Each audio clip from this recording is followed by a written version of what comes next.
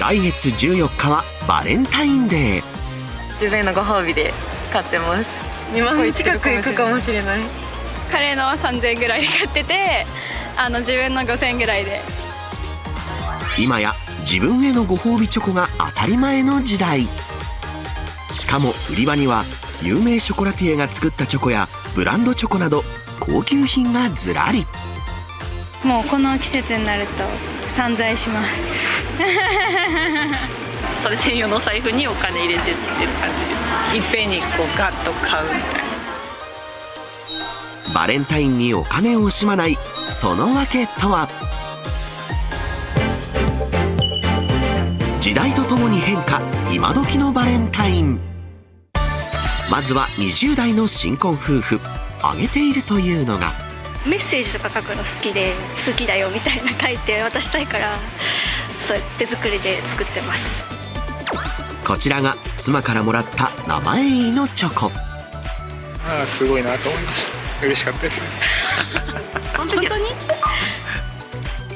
少し照れくさいけど、それ以上に感激したそうです。そんなバレンタインといえば義理チョコですが、会社うち禁止なんでバレンタインは一切なし、お互い気を使わないようにっていうルールですね。うちの会社はあるんですよ。なんかやっぱ男性陣がもらうと好きっていうかモチベーションが上がるっていうので、ちょっと面倒なところがあるので羨ましいなと思います。そういうのないところ一方でバブル時代の義理チョコ事情を知る人は、結構気合入ってましたね。あげないっていう人はいなかったと思います。普通のスーパーで売ってるようなチョコレートは恥ずかしくてあげれないから、一応見栄えのある有名なチョコレートをっていうのは皆さんそんな感じだったと。また当時を知る母とその娘では世代間のギャップが。バレンタインの日になるとほらモテる男の子は結構靴箱開けた瞬間何個かチョコ入ってたりとか、昔なんか一生懸命ラブレター書いて靴箱に入れたりとか、そういうのやってましたよね。漫画の中の世界だと思うそして20代の娘は母親の青春エピソードにびっくり。すっごい頑張って手作りのセーターとかもあって、学校終わってから呼び出して告白したことも何回もあります。こちらが当時お母さんがサーファーの先輩のために編んだセーター。それに対し娘は考えられないやだねやだ、なんか気持ち悪いもらってくれなかったらどうするの？セーター好きな子からだったら嬉しいけど、全然なんか好きな人じゃない人からもらったら処分とか困ります。それでもすごい失礼じゃない？ママに対して。そうだけどママに対してそんな中、最近主流になりつつあるのが、人より自分を大事にするようになってから自分にご褒美、自分にバレンタインあげちゃおうみたいな感じ自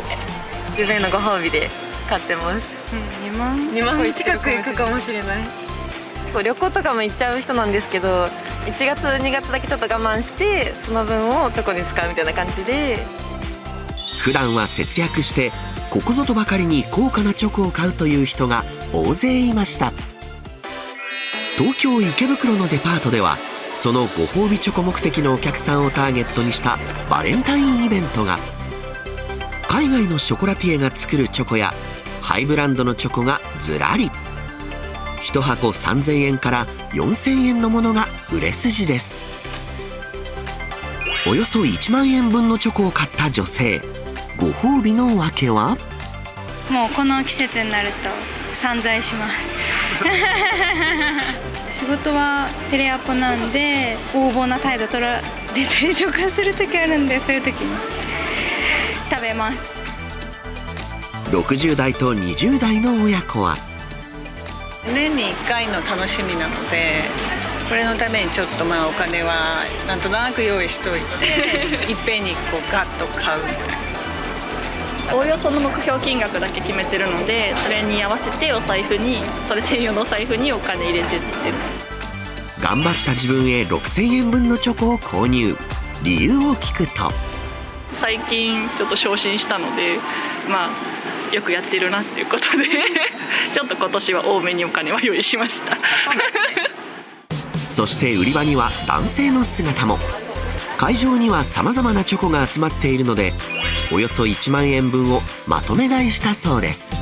全部自分で食べます。あ、そうなんです。はい、普段手に入らないものが買いやすくなるので、はい、いろんな百貨店さん回って買ってるって感じですかね。その理由はやっぱり経理関係の仕事をしてるので、決算関係終わって、その自分へのご褒美っていう感じですかね。このバレンタインイベントは14日まで開催しています。